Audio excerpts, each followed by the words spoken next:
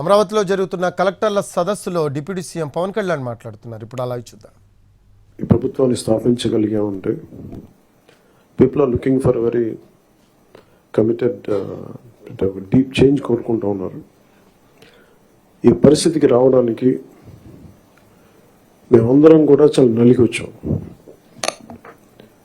వ్యక్తిగతంగా మా మీద దాడులు కానీ తిట్లు కానీ ఇంక్లూడింగ్ గత ప్రభుత్వం నుంచి మాకు థ్రెట్స్ కానీ ఇంక్లూడింగ్ కుటుంబ సభ్యుల మీద దాడులు కానీ ఇవన్నీ అనుభవించి వచ్చామంటే, ఇంత భరించి మేము ఎందుకు వచ్చామంటే వ్యవస్థల్ని బతికించాలనే చెప్పు.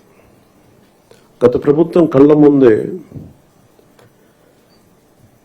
మీలాగా చదువుకొని సివిల్ సర్వీసెస్లోకి వచ్చి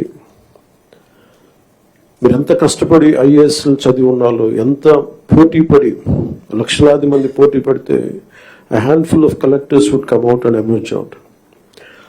అలాంటి ఒక ఎమినెంట్ వ్యవస్థని, బలోపేతమైన వ్యవస్థని గత ప్రభుత్వం దాన్ని ఒక ఆటబొమ్మలో చేయడం మా అందరికీ చాలా బాధ కలిగించింది.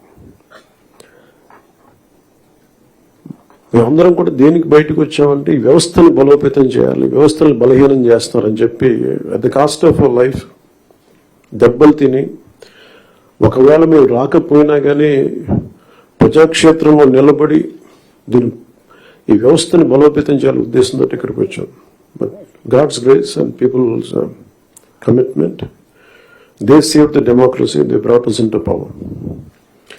ముందు మీకు ఎందుకు దృష్టిలో ఉన్నా చెప్తున్నాం అంటే, we are here to strengthen you, we are here to empower you, we are here to stand by you for good governance and accountable governance.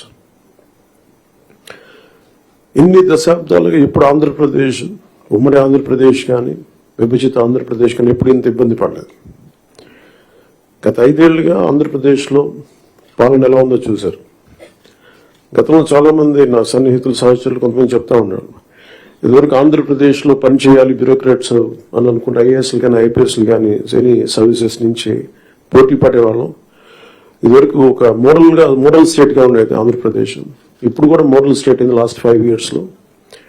How not to be, ఒక రాష్ట్రం ఎలా ఉండకూడదో తెలియజేస్తాం. ఒకప్పుడు ఒక రాష్ట్రం ఎలా ఉండాలో తెలియజెప్పింది, ఇప్పుడు ఒక రాష్ట్రం ఎలా ఉండకూడదో తెలియజెప్పిందని. So you want to bring back, to take it back to the old state of under the leadership of dynamic leadership of Honorable CM Sri Chandrababu Naidu garu. ఆయన అనుభవం, ఆయన దిశానిర్దేశం ఈ రాష్ట్రానికి బలంగా మేలు చేస్తుందని మీ అందరికీ తెలుసు, మా అందరికీ సంపూర్ణ నమ్మకం ఉంది. నేను పంచాయతీరాజ్, రూరల్ డెవలప్మెంట్తో పాటు forest science and technology, environment శాఖలు కూడా తీసుకున్నాను. వీటిలో కొన్ని మీ సహాయ సహకారాలు కావాల్సినవి, మీరు ఏం కావాలని మేము ఆశిస్తున్నామని చెప్తాను. ఈ సంవత్సరానికి సంబంధించి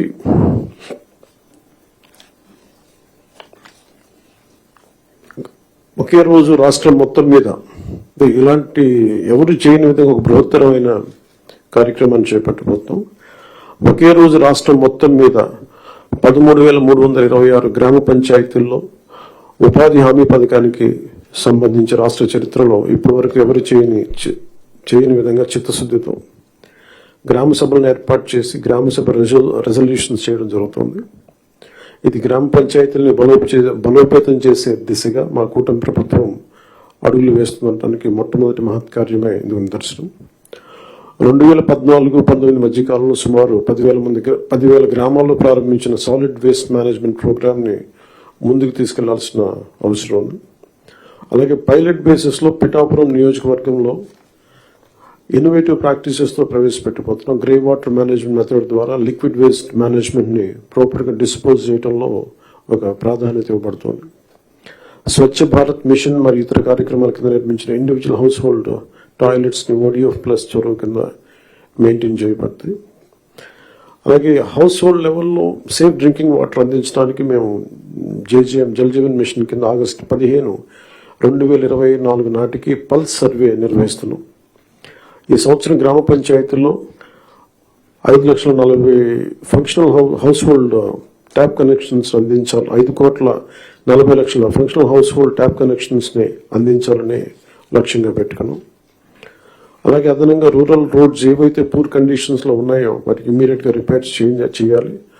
అందుకు గాను ఈ ఆర్థిక సంవత్సరంలో 4,721 కిలోమీటర్ల మేర కొత్త రోడ్స్ని ఏర్పాటు చేయడంతో ప్రభుత్వం అన్ని చర్యలు తీసుకుంటా ఉంది.